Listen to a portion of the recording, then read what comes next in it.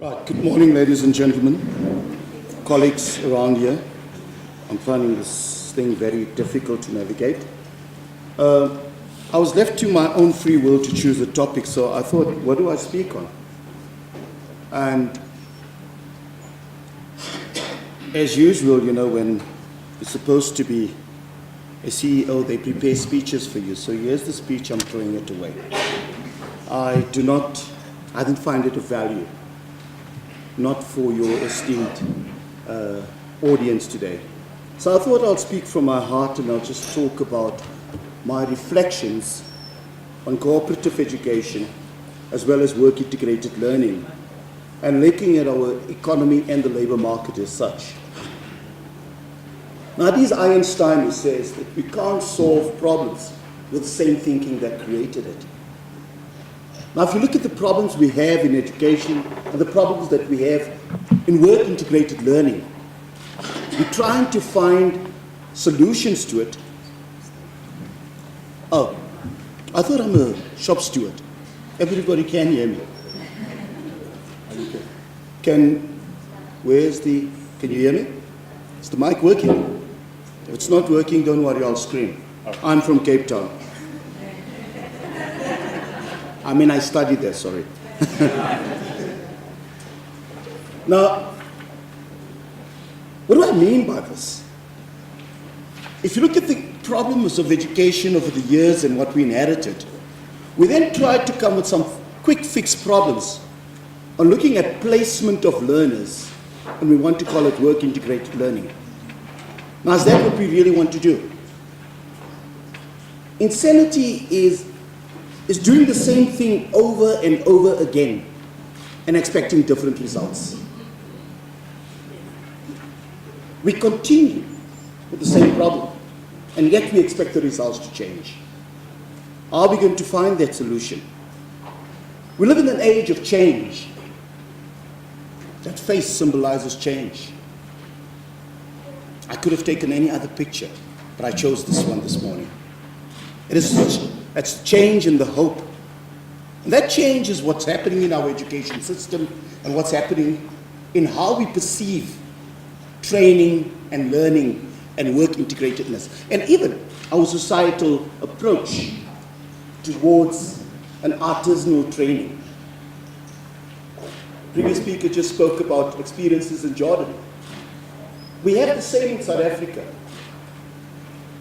That we've become such a resource society and a materialist society, a consumerist society. If you speak to young people about getting involved in some form of training or learning that necessitates working with your hands, they see it as demeaning, degrading, disparaging, belittling.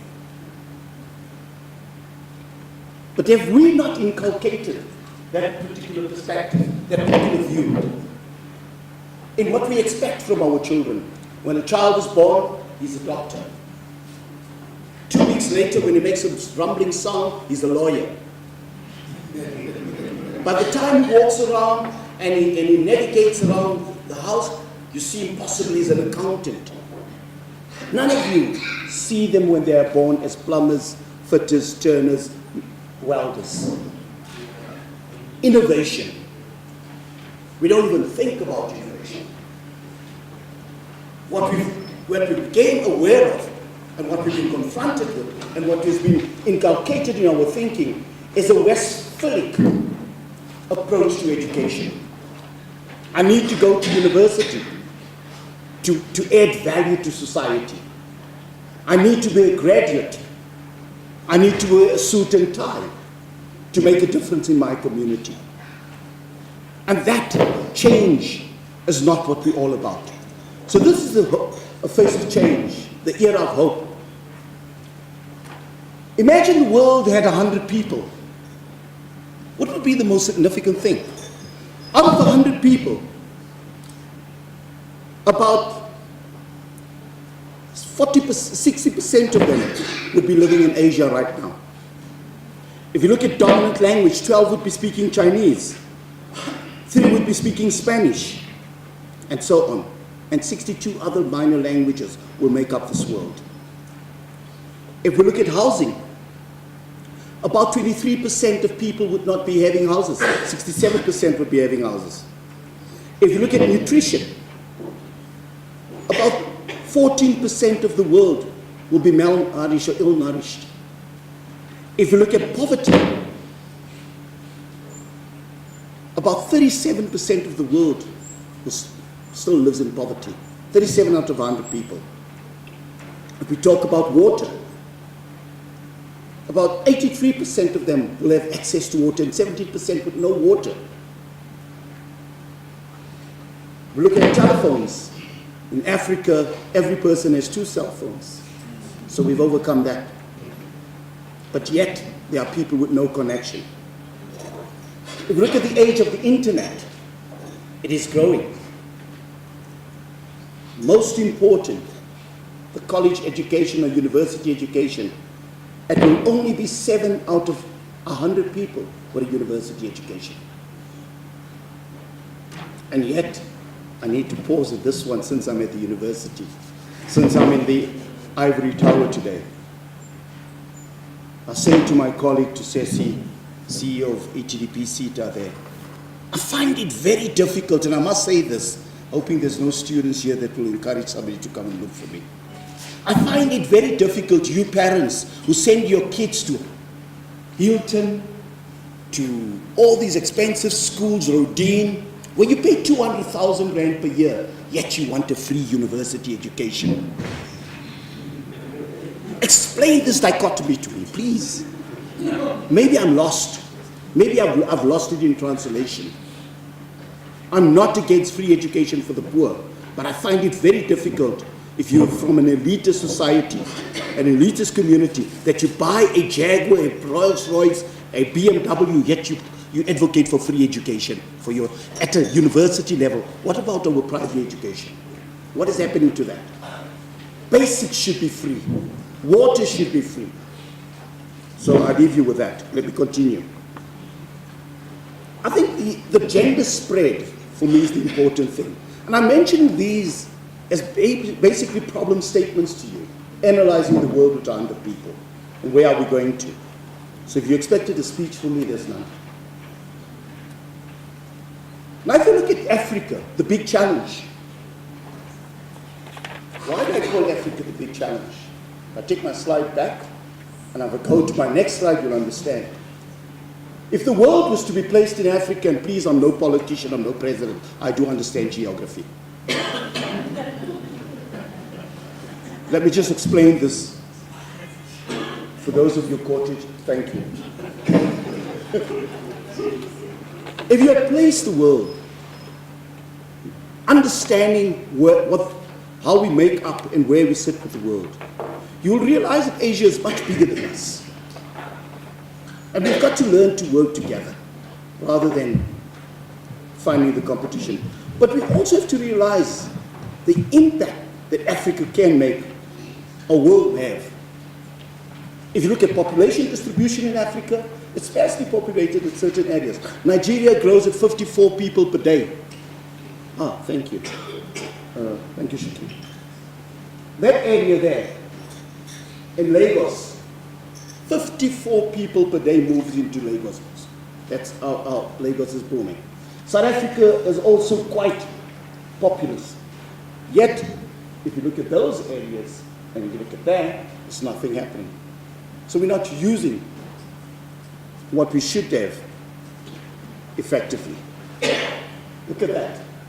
If we look at how we can fit in Spain, France, Germany, Italy into what I call the African continent, if we start using Africa properly. So it's about using our geography better. But more important for me is, what does Africa offer? You'll ask me, what is this to do with work integrated learning? I'm sure somebody must be thinking I'm smoking something. Don't worry, I'm from Cape Town. Stuknet. On Stuknet. For those of you who understand, we don't smoke. She's not impressed with me, I can see that. Right. If you look at this part of Africa, we're rich in gold, crude oil, copper, gold, diamonds, coffee. What happens to this? It's get exported for beneficiation somewhere else. What does it mean in terms of jobs for us? The question I asked, and Professor Fiona Trigena writes quite extensively on this. And she writes, is South Africa facing a manufacturing crisis, or is it basically a de-industrialization of Africa? And I think it's the contrary. We're beginning to look at a de-industrialization of Africa, and South Africa in particular. So yet we're speaking about integrating, at the same time we're faced with other challenges. I'm just posing this for you for your later deliberations. In Africa, we're also experiencing, and you South Africa, if I'll take that, that's the slum population that's beginning to emerge. If you look at, once again, let me just take Nigeria. Okay. You know, that's kind of slum populations. What it means is that we're not investing enough in infrastructure.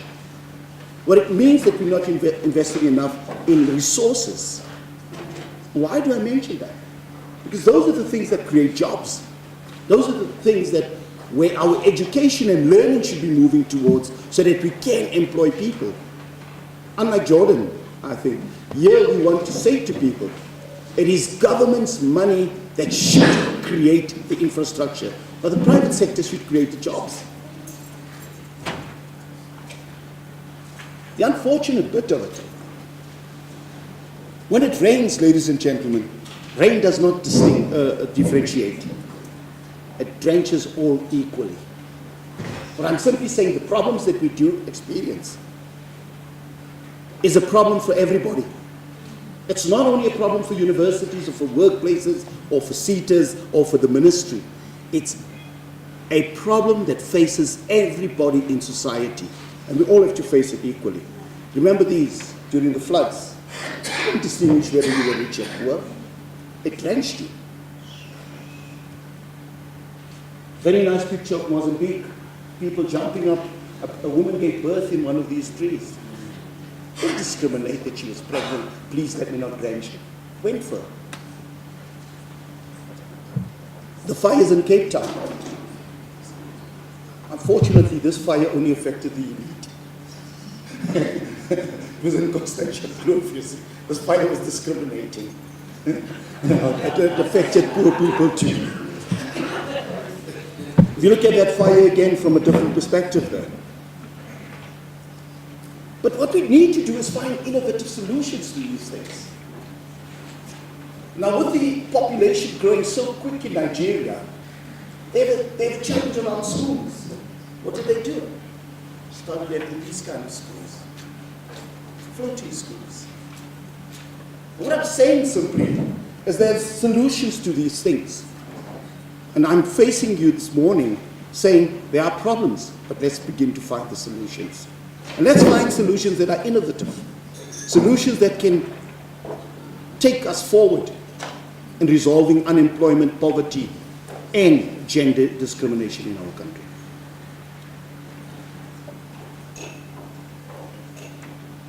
We should not forget what it is to be a sailor because of being a captain yourself. A very good Tanzanian proverb. Sometimes we get to these stages where we think that our solutions are solutions that are so educated without referring to the people. We've got to go back there. We have to understand the problem. And sometimes those problems avoid the obvious solution. Those obvious solutions is no longer a tripartite alliance. It's a quadruple alliance that we need to find. That is business, government, that's business, but also your society. We're forgetting so much our communities where we come from and to integrate them into what we're doing. And lastly, our learners, our students. We have to find that solution. You know, I take this picture and I speak to it. And I say, because of societal needs, we have to be innovative. If this was in Johannesburg, the traffic cops would be on this person. But here are 3 people cycling along, finding a solution to a problem. And that is transportation. And sometimes we've got to be accommodative with finding a solution in mobility. The innovation about entrepreneurship. We get there and we want to. My criticism last year, and I think that's the reason why I was not invited to this year's conference, what do they call it, SATN. Because I criticized the university approach to entrepreneurship. Entrepreneurship cannot be taught at this level. Yes, you can make it a science. Entrepreneurship should be ingrained in our society from the day we're born. We must become entrepreneurial at home, in schools, in our churches, in our communities, in our mosque. Yes, the mosque will take zakat, it's okay. But it's okay, we can still be entrepreneurial. So entrepreneurship is about survival. It's about how we navigate. In a society such as ours, where unemployment, thank you ma'am, I will say that. Entrepreneurship is the solution. Our unemployment officially is 26.1. Unofficially, it's about 37%. Youth unemployment is close to 40%. What we look for is a job creation and not an entrepreneurship. Where should this come from? Entrepreneurship is about innovation. How do we begin to innovate? And my challenge to you here is simple innovations. I think for too long, that's why I started with the Einstein quote. We are faced with problems, yet we want to resolve those problems with the same thinking that created them. Here's our solution. We have an informal economy. We don't want to formalize that economy. I'm not advocating that. Not for 1 minute. Leave the mechanic where he is. Leave the spray painter where he is. But begin to formalize the work he does without informalizing his work. Begin to go and seek innovation within that. A windmill such as this, from scrap metal, that power. These are the innovations that we begin to look for. And then how do we take our students into forming part of that society? That's a challenge that we face within Africa. We have to find solutions that are not Westphalic or Eurocentric in nature, but rather very African and so resolve the problems of Africa. How about that? Transportation resolved. Taxis get lost. Rapid bus system cannot work fast. That's innovation. That's horsepower, that's donkey power. A bird can drink much, but an elephant can drink much more.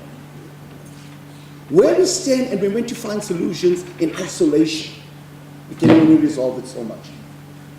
Once again, I re-emphasize my quadrupilic alliance. When I say quadruple, we have to find solutions with all bodies within our society. And then we will give some meaning to this Nigerian proverb. The world is changing, and changing very fast. By the way, it's not a Zulu creation, and it just people doing some credit for your guys brought this from the media. Before you started speaking, you know. When you were still shaking your head. This was a transportation mode brought by English. It was really revolutionized by the Swedes. I think the way they happened.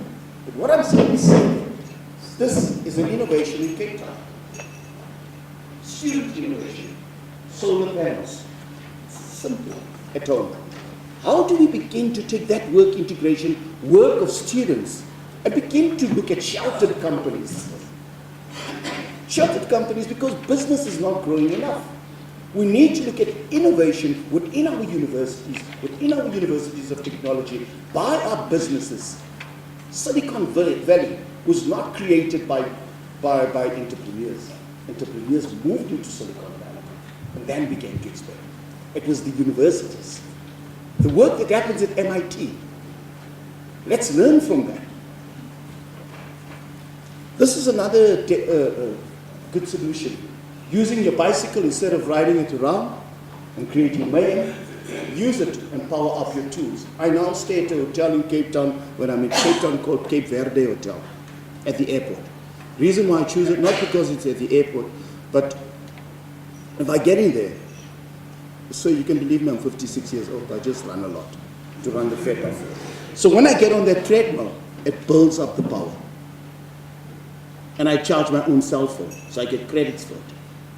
Why can't we do this as an innovation within our institutions?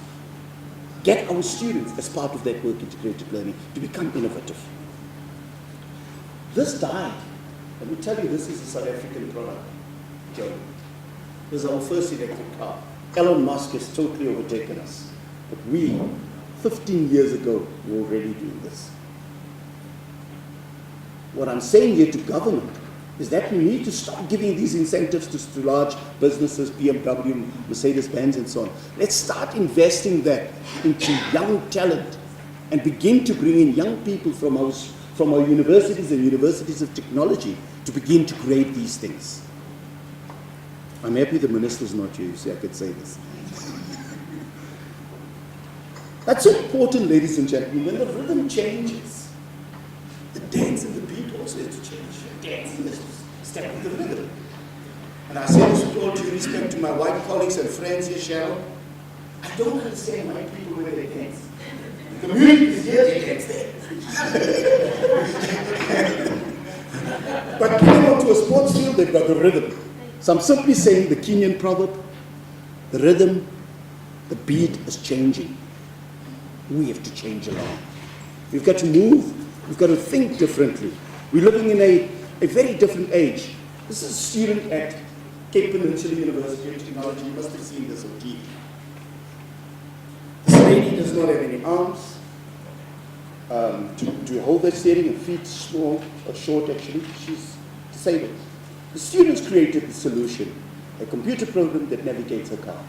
And she uses a little dongle. Now what I'm saying is that there's so much of innovation that it just dies off because we're not prepared to invest in it.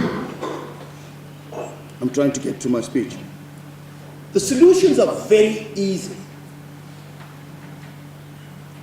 One of the problems we face with in South Africa is shacks during winter.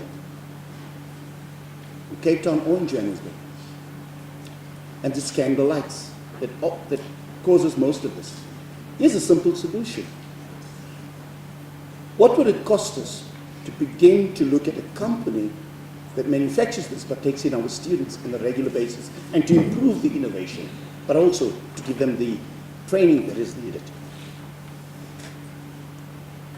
More solutions. This is another African solution. It's a banana tree crossed with some palms. And they use the bark of this to manufacture handbags. And this, ladies and gentlemen, done by simple people. What do we do with our students in design and technology? We get them involved to assist in the design of latest technologies. And I think that's the kind of solutions we think within a box. I don't want to say think out of the box, because you still look at the box. Think as if there's no box. Start moving that way. The sky's the limit.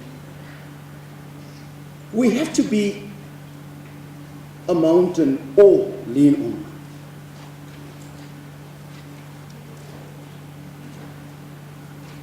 More of the innovation and solutions. Simple. The problem might be very complex, but the solutions are simple. Look at that. You hook that onto your bicycle, and there you have a mode of transport. But we think about something else. We don't want to follow simple solutions. Now, a transformation in will is important and should be happening. It is less about stuff but more about people. It is promoting inclusion through progressive work-integrated learning, thinking, and a participative ethos. Will should be in the curriculum. You cannot have it as an afterthought. It should be part of the pedagogy. That learning. Zimbabwe many years ago, when it was faced with a crisis around teacher training, they had what they called the in and out model. And the Zimbabweans here can tell us more about that during tea time now. But what was that solution? 6 months going in for training, 6 months out in the field. 6 months back into training, 6 months back into the field. Work-integrated learning is not an add-on. Stop thinking about it. Oh, let's get those, my criticism, and that's why I don't get invited much. Cooperative education. Cooperatives in South Africa. Some people sit out there in Sandton, Bryanston, and their husbands make lots of money, and sorry women, it's not a discrimination against women, but simply. And they sit around the nice little small teacups, they don't have big teacups, small teacups, and then they sit and say, hi darling, did you think about what's happening to those poor black ladies out in the village in Limpopo? And she says, oh, it's a pity, eh? Why don't we start a cooperative? Teach them a bit of beads and so on. It is not a cooperative, ladies and gentlemen. Making soaps and making little beads is not a cooperative. Go to Spain. Look at the second largest company in Spain. It's a cooperative. Go to Japan. Look at the work done with Toyota. Those are cooperatives. So I'm saying to you that we've got to think much bigger. We've got to enshrine this into the curriculum and into the pedagogy. Otherwise, work-integrated learning will remain just another add-on. And what it becomes, and sorry department officials, if you are here, a numbers game. A quantitative analysis. How many learners did we put through? But we don't look at the impact of these learners and what they do. So I'm simply saying, change. Work has to transform and find solutions. It has to be solution finding. It has to transform life.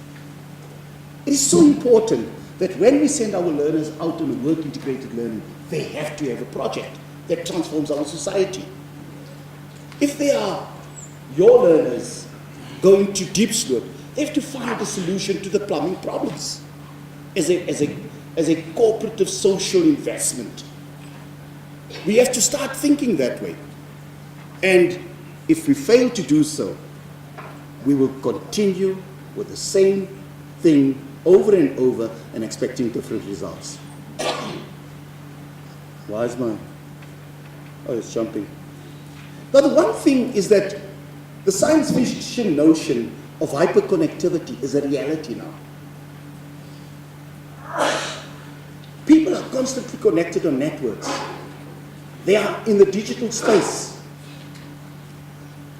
How do we look at this? And what is the impact for us? I won't go into much of it now because I want to get into some other stuff. I realize you're sick and tired of me now. Change in education is a reality. The Arab Springs.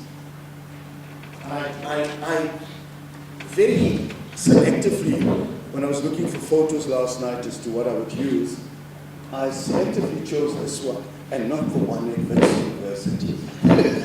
You understand. But that is a reality. And what does this do? What was the impact of it? What was the meaning of this revolution for us? And that is the attributes and contributions of youth is a reality. We cannot be talking or conversing about our students without our students. We have to start involving them. We have to look at the role of the teacher, the lecturer, in this very differently. The role of the teacher You know, when I was a lecturer many years ago, it was so nice, stand in front, and the moment I walk in, I hardly make eye contact. It's from my mouth to the student's notes without passing the reader's brain. That has changed. They tackle you, they challenge you. So what's the role of the teacher? What's the role of the learner? What does learners contribute? It is a 14-year-old student or learner in Australia that brought down the whole mobile network by hacking into it. Now, that's the kind of learner we have. I normally tell this joke when my son was so bad at school, and I think he started playing more golf than looking at books, because at that stage he wanted, probably attempted to be the next Tiger Woods, but he was a tiger in the woods. And I looked at his grade 10 results, and when I looked at those results, I asked him to bring the lotto paper. You know, those things that you play lotto. But by the way, the lotto is for underachievers, where people work for their money. So he comes and he brings me that lotto paper, and he says, "What are you doing with that, Daddy?" You're looking at my report. I said, "I can place 6 numbers with your report." They were all under 49. So my son then says to me, "You know, Daddy, you're always a clown." I said, "No, my son, I'm not one. But the fact of the matter is that you are grounded." And I say that to him, he's grounded, he's now going to concentrate on his schoolwork, there's no more conflict. He stands with his cell phone like this. "What the hell are you doing? You're not even paying attention to me." He says, "I'm just telling my friends I'll be out of circulation for the next month." Now that's how they communicate. Without, they feel that thing. That's, you know, I give you another example. We lived on a hill and the car rolled down. And I wanted to be clever with him, and I asked him, "Explain to me what happened." He says, "It's an accident, why must I explain?" The car rolled down. He was in grade 9 at the time. So now, being an old teacher, I sort of want to get him involved in some critical thinking. And I said, "Can you explain the difference between potential energy and kinetic energy to me?" He says, "I said, "You guys didn't learn that in standard 7, grade 9. While staring at me, he goes onto his phone and he Googles what is kinetic energy and what is potential energy. He then tells me, I said, "I expected that to be in your head." He says, "No, the difference with you is you cram all the knowledge. I have it's the access to knowledge. That's just the difference." Now that's the kind of learner we've got. And you've got to realize that. Let's begin to look at how do we formulate the problems and how do we begin to look at simple solutions. The world is evolving and evolving rapidly.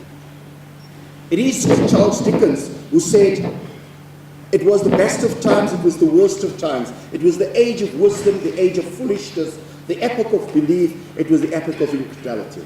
It was a season of light, it was a season of darkness, it was a spring of hope and a winter of despair." We can choose where we want to be. And we can choose that with our students, what we want to do with our learning. We live in the best phase of life. I think the best period ever in mankind's history.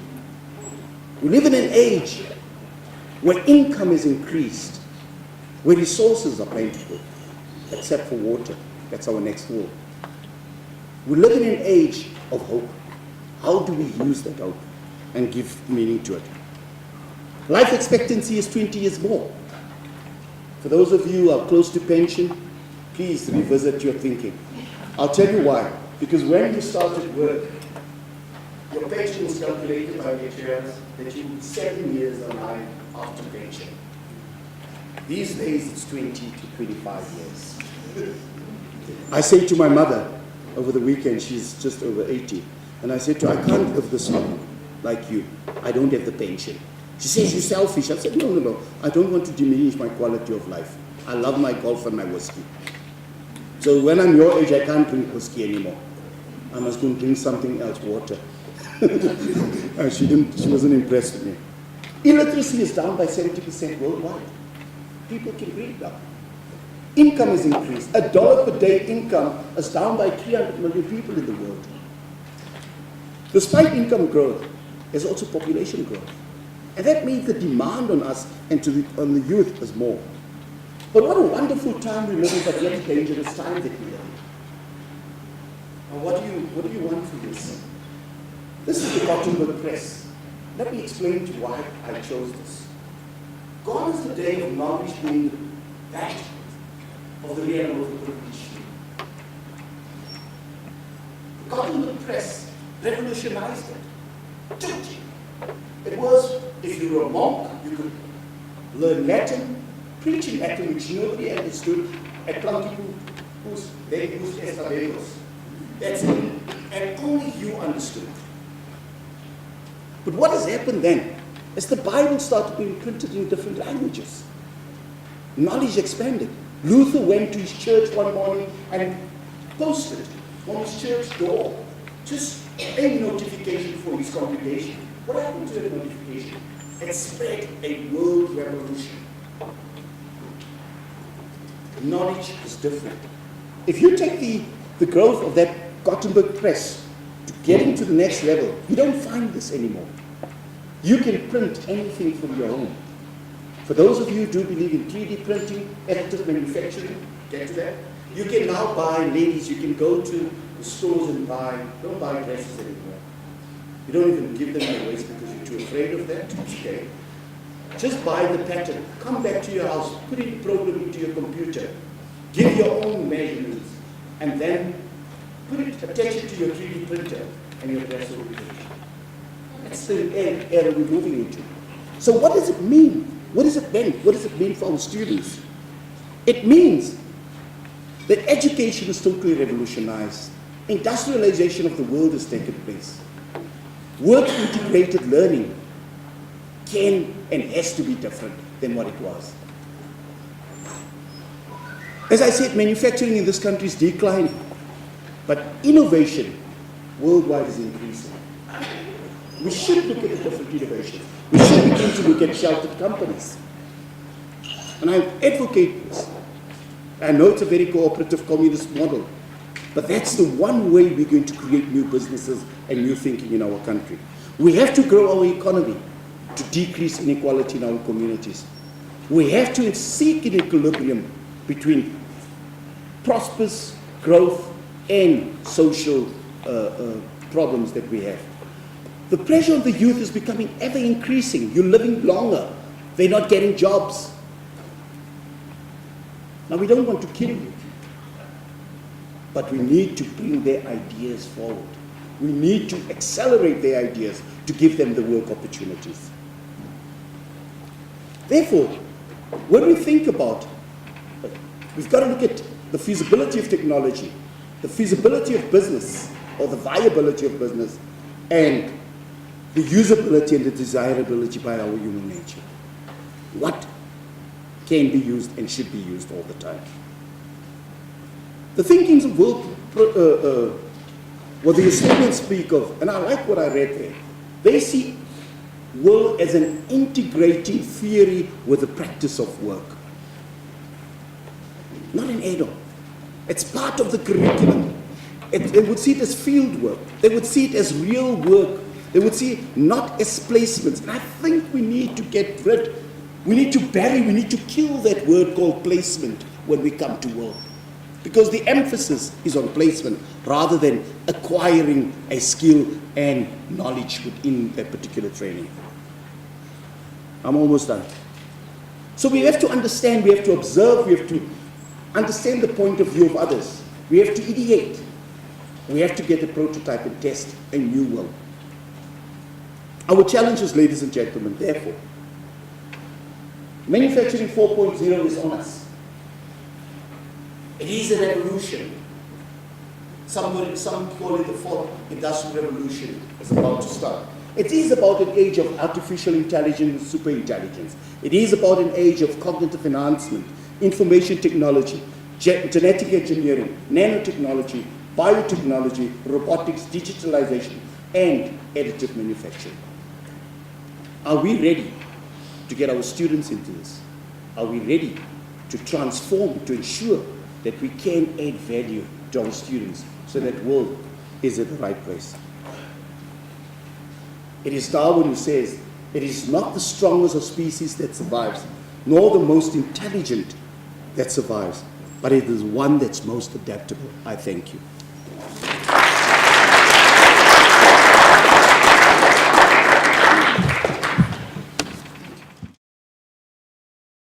The University of Johannesburg. Rethink, reinvent.